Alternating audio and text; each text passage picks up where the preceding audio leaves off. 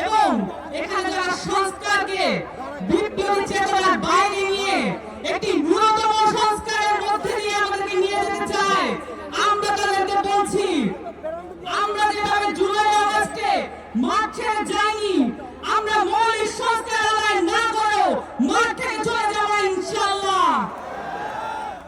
আপনাদের সকলকে বিপ্লবী অভিনন্দন।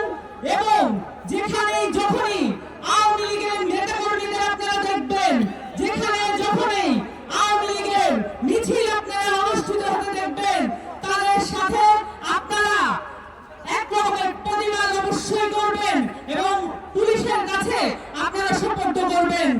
আপনাদের কাছে বিপ্লবী আহ্বান জানিয়ে রাখলাম, এদেশে আর কোনোদিন আওয়ামী লীগ রাজনীতি করতে পারবে না।